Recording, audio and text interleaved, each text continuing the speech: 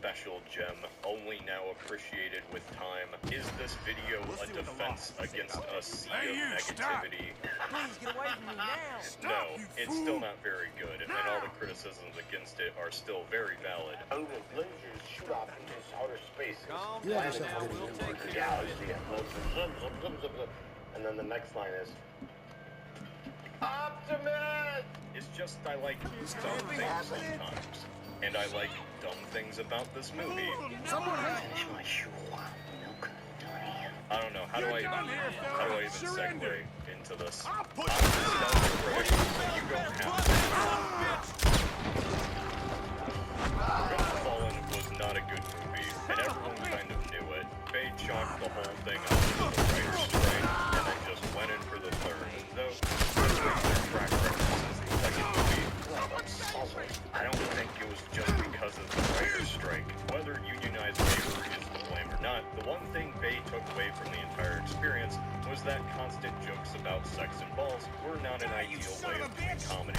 Those elements should not be happening for the final movie in this trilogy. Speaking of which, brace yourselves, the Transformers franchise just got a whole lot less sexy. Megan Fox is gone. You'll never see her again until like 2022, where she's with Machine Gun Kelly for some reason. But yes, you can see the ritual. What the fuck? She had a very public falling out with Michael Bay. Complained about Bay's attitude during the filming of Revenge of the Fallen. Constructive criticism in a very rational manner. Very subtle. Like Himmeron has said, and he is. So he's a nightmare to work for. I meant subtle in the old English vernacular, as in not very subtle at all. Because of these comments, she was let go for the next movie. Now, Bay went on to say that he actually had no problem with Megan Fox saying this, but the way that he says it is a little backhanded. Like, yeah, I knew it was Megan just being Megan, being a brat. Bay says that while he didn't care too much about the comment, Steven Spielberg, on the other hand, cared immensely. He demanded she immediately be fired. It's funny to think Spielberg was ever associated with these movies, isn't it? Or did Bay just pass the blame to the big producer so he wouldn't look like a little bitch? Who can say? I wasn't there. Whatever reason, Megan Fox was out and was replaced with a Victoria's Secret model. Make of that what you will. So Michaela as a character is now just gone. So how much of a problem can that be for the finale of this trilogy? Not shockingly, it's quite sad, because by the time Megan Fox was fired, the script was already finished. Lines, character motivations, everything, the whole thing was done. And the way they decided to patch over this little issue of the main love interest being gone was to just cross her name out and replace it with Carly. Carly, the new love interest, isn't simply a cheap replacement of Michaela. She is Michaela. She says the lines that Michaela was saying. Carly sees the top of the line classic car collection, which is something that seems pretty random for some British girl that Sam met at the White House.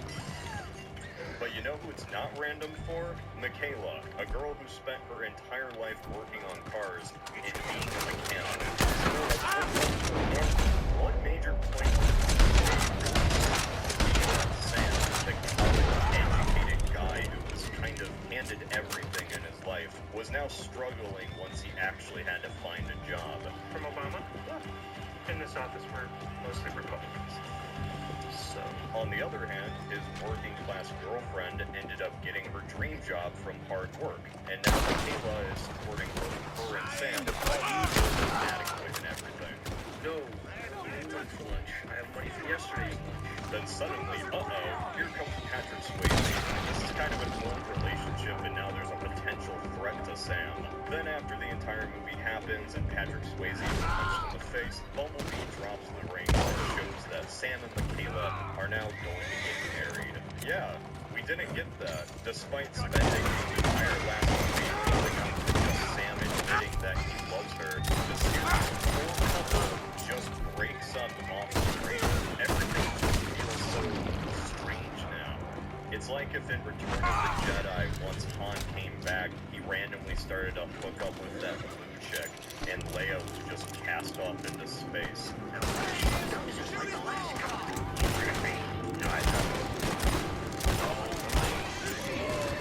So this movie is...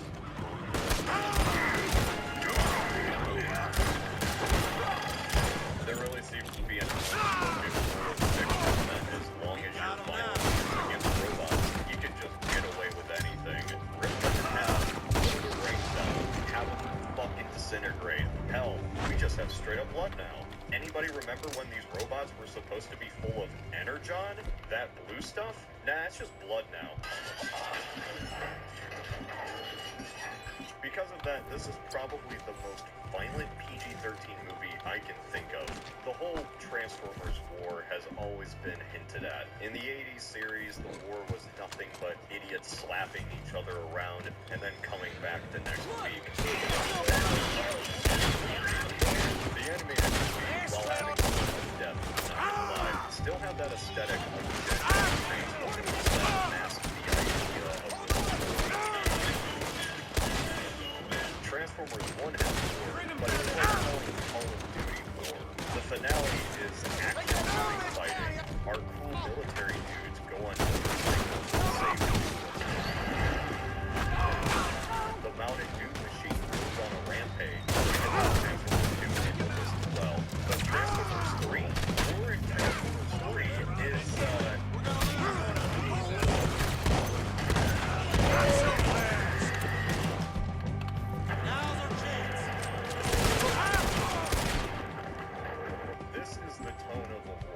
and it doesn't really matter that the conflict is between robots that can turn into cars, or that the city just happens to be Chicago. This still feels devastating.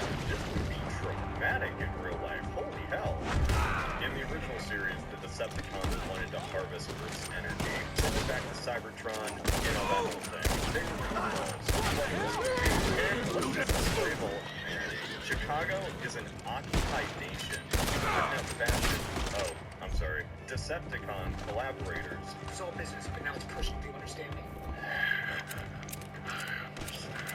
They just fucking execute prisoners. Started as self-casting boys that were used at one point. The design of the robots themselves. The Decepticon boys. Started this blooded design that these never got away from. Decepticons in the last two movies have been a bunch of polygons that are all the same color, gray and black. Now by the third movie, they just stop even looking humanoid. They're just entirely different species. These idiots were supposed to be people, but now they're just animals. Psychotic, snarling animals. But I can't really complain about that, because Decepticons at the end of the day still look cool. They actually have a far better fate than our poor friends, the Autobots. Because the problem with the Autobots is that they look so damn ugly now. They look way too human. Jesus Christ, I didn't want to see a 50-foot tall Albert Einstein. I didn't need to see his head roll off of his body. It's been like 12 minutes. I should probably get into this. Remember when the Transformers bombed Iran? I didn't, so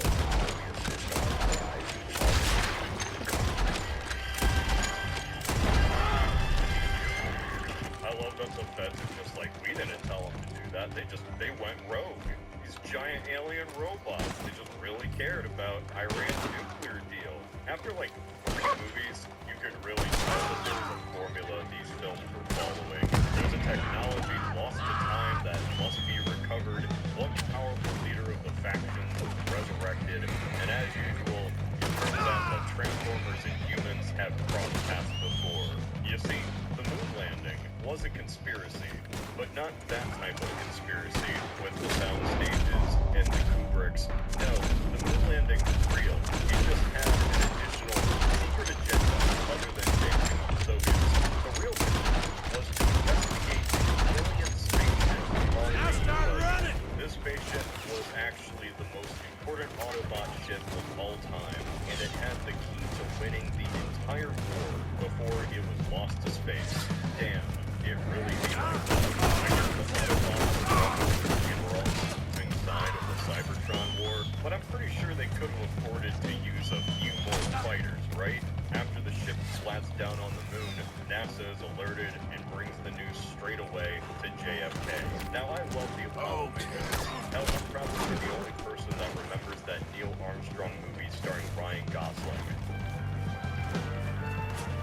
So don't take this as a slight against NASA or space travel, but the first 10 minutes of this movie is an unapologetic circle jerk of the Apollo 11 mission. Dark of the Moon just forgets that Transformers exist for a full 4 minutes. Fun fact, NASA let Michael Bay film a lot of stuff on location. Like a lot of stuff. I know there's criticism of these movies glorifying the military-industrial complex, but what about glorifying the space-industrial complex? Big shuttle. This film really is a NASA movie, though, and you can tell somebody on this production just really wanted to have a movie involving the space program. The Autobots don't even have their own spaceship. They just tacked it onto a space shuttle. There you go. That's your Autobot ship. I need to get that correct. Sam, he's still in these movies. For now. I'm gonna skip over everything Sam does in this movie. He can't find a job. Finds a job. The boss is John Malkovich. Ken Jeong is there. And he says things, and then he's blown out a window. Dark of the Moon has 2 plots going on. One is about unraveling this mystery, I guess you could call it that, about why the Decepticons are working with humans. Then the other half is after that mystery is revealed, and the good part of the movie begins. So I guess let's start off with the conspiracy part. Dark of the Moon's human plot is all about uncovering this grand conspiracy. The gang goes to Chernobyl. They uncover this wacky ball. And they fight over it with a new Decepticon, one we haven't seen before.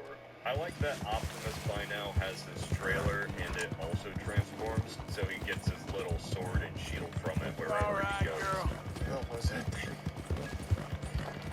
That is Shockwave. One issue taking these fan-favorite characters from Gen 1 and turning them into edgy monsters is that when you use the same original names, it's kind of hilarious. It's like if the Balrog was called Wing Master. Yeah, so anyway, the gang goes to Chernobyl to find this ball, one that's from a Transformer alien ship, and the Autobots are wondering why the Russians had a piece of this tech and why the Decepticons wanted it. And conveniently, because I assume the feds knew Optimus was gonna ask some questions, they just bring out Buzz Aldrin. Space traveler, it's a true honor. The honor is mine.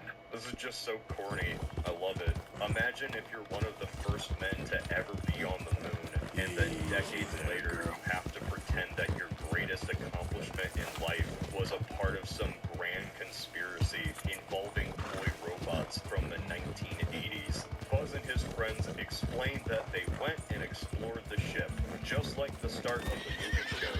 Optimus tells everyone that the ship had tech that could have won the war, which the start of the movie also showed. One thing they haven't showed is how did the Russians get the engine part in the first place? The answer to that is nothing. Soviets managed to land unmanned probes. Somehow they must have picked up that fuel rock. They just hand wave it away. Somehow they must have picked up that fuel rock. Yeah, they don't even know. Yep. Get out!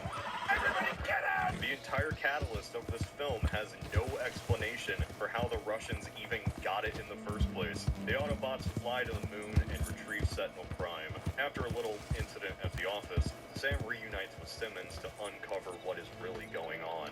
Buy my book! Buy my book!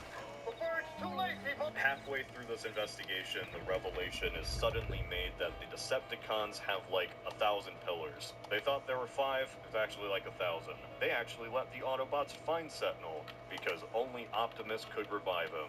They have to protect Sentinel. Sentinel's the key to all of this. Oh no.